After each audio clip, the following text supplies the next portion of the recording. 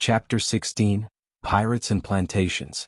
Long before a single coffee tree ever took root in Caribbean soil, the islands of the West Indies had already earned a reputation. Some of the most lawless, dangerous waters on earth. A haven for buccaneers, smugglers and privateers. They spent the better part of 2 centuries preying on Spanish treasure fleets and rival colonial shipping alike. Coffee arrived into that world relatively late in the early 1700s. It took root across islands still very much living in the shadow of their own pirate-era reputations. What followed was a genuinely uneven story. A few decades of real prosperity in some places. Almost everywhere else, a slow, steady decline. Hurricanes, exhausted soil, revolution, and the sheer overwhelming competitive force of Brazil's emergence all played a part. We covered Brazil's rise several chapters back. Martinique, the pioneer that stopped growing coffee. We already know Martinique's story in outline from an earlier chapter. Gabriel de Clou carried a single coffee seedling across the Atlantic in 1723. He rationed his own drinking water to keep it alive. He planted it on the island in a spot he then guarded with thorn bushes and armed sentries. What followed was genuine agricultural triumph. By the late 1700s, Martinique had grown into a coffee powerhouse. Cuttings from de Clou's original plant fanned out to seed cultivation across Santo Domingo, Guadeloupe, and the rest of the French Caribbean.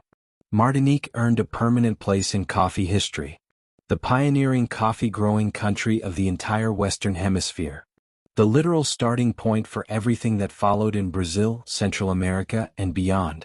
And yet, by the early 20th century, the island that had launched an entire hemisphere's coffee industry was, by most practical measures, no longer really growing coffee at all. Coffee sold in modern trade under the Martinique name was, by this point, actually grown on the neighboring island of Guadeloupe. Sellers simply shipped it out through Martinique's port and under its far more famous name. It's a strange, almost poetic echo of the exact pattern we saw play out with Mocha several chapters back. A place name so historically loaded with prestige that it kept being used commercially long after the actual location behind it had stopped producing the product it was famous for. Haiti, a revolution that rewrote the numbers. Coffee cultivation began in earnest on the island of Haiti around 1715. Haiti was also historically known as Santo Domingo, a name shared confusingly with the neighboring Dominican Republic. Under French colonial rule, the crop grew into an extraordinary source of wealth. By 1789, the year the French acquired full control of the colony's coffee industry at its peak, annual production stood at a genuinely staggering 88,360,502 pounds. That figure placed French Saint-Domingue, as the colony was then called, among the most productive coffee-growing territories anywhere in the world at that time. That peak was never reached again.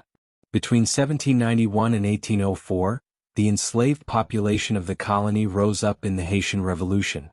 It stands as the only successful large-scale slave revolt in recorded history to result in the permanent founding of an independent nation. It ended both French colonial rule and slavery on the island in one sweeping, hard-won transformation. The plantation economy the French had built depended entirely on enslaved labor working under brutal conditions. That system was fundamentally and permanently dismantled in the process. A very different agricultural landscape replaced it, organized around free Haitian farmers rather than a small colonial planter class extracting labor by force.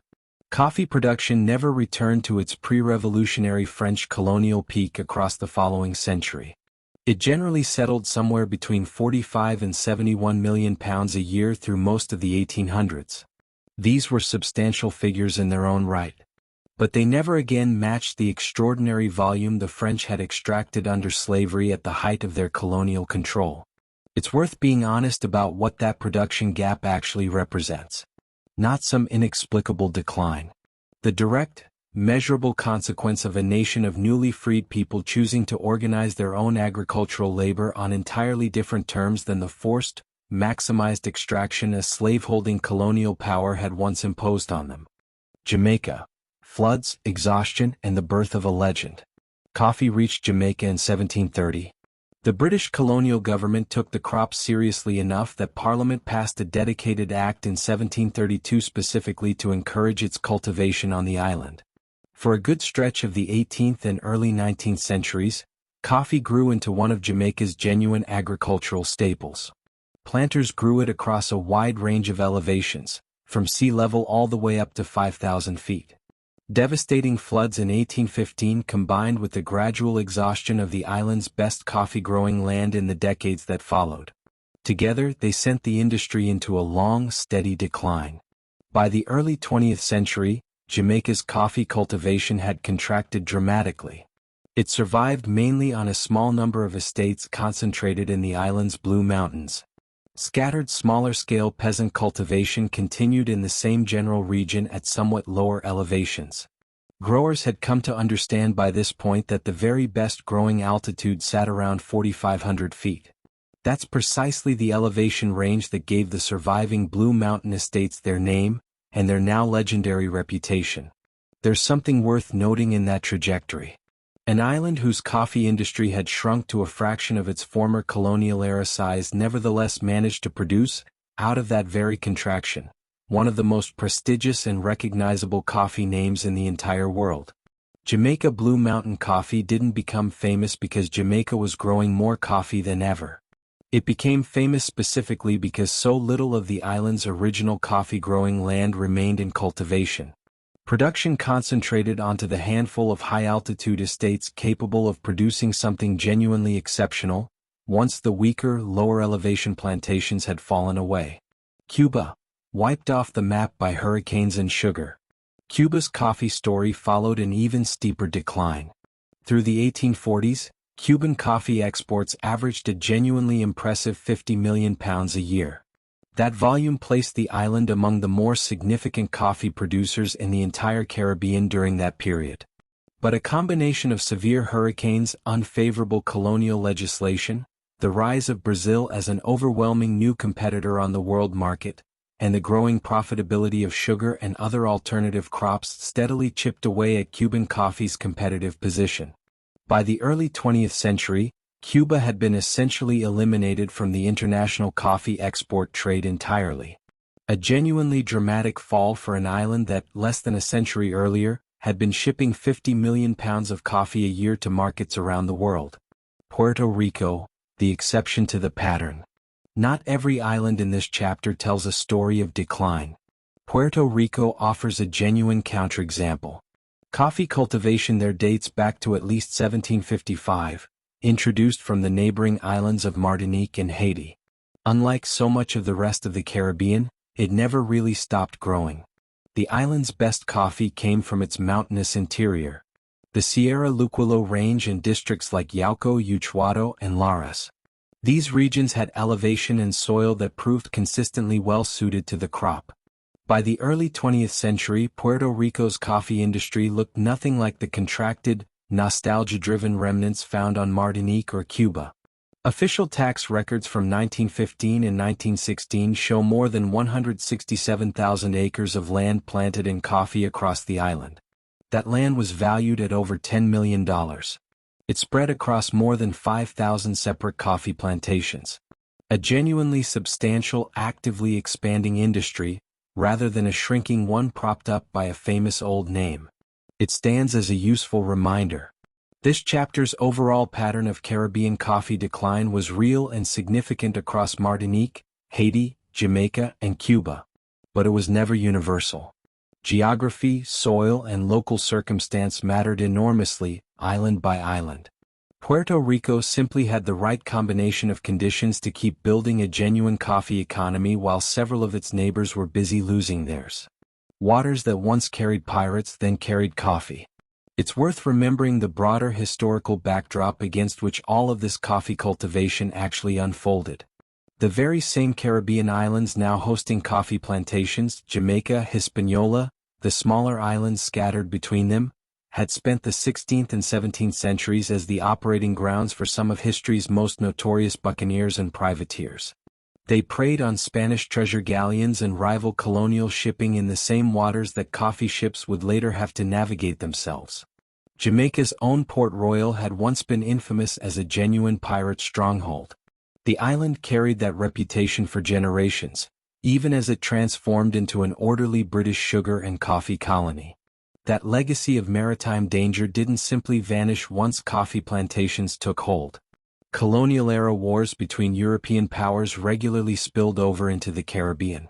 Coffee shipments, like any other valuable colonial cargo, remained genuinely vulnerable to seizure by enemy privateers during periods of conflict between Britain, France, and Spain. These were the same three powers competing for control of the islands where coffee was actually being grown. A ship loaded with coffee bound for Bordeaux or Bristol faced real risk of interception. Just as a ship loaded with Spanish silver had a century earlier. The underlying rivalry between colonial powers never fully went away. It just kept finding new cargo worth fighting over. A different kind of coffee story. Step back and compare this entire chapter to the story of Brazil covered several chapters back. The contrast is genuinely striking. Brazil's coffee history is fundamentally a story of relentless, almost uninterrupted expansion. Production climbed decade after decade, interrupted only briefly by war. It eventually grew so large that the country's own government had to intervene in global markets just to keep prices from collapsing under the sheer weight of Brazilian supply.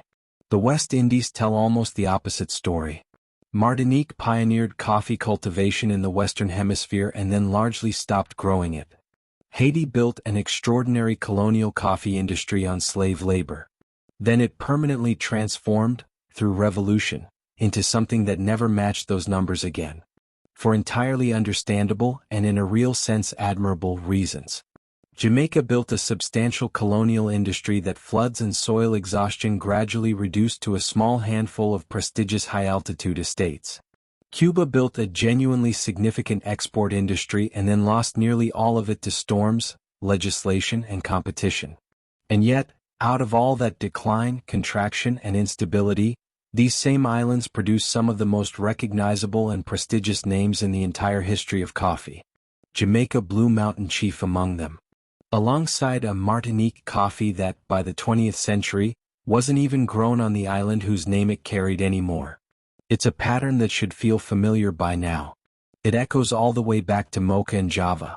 Coffee's greatest reputations don't always track cleanly with coffee's greatest production volumes.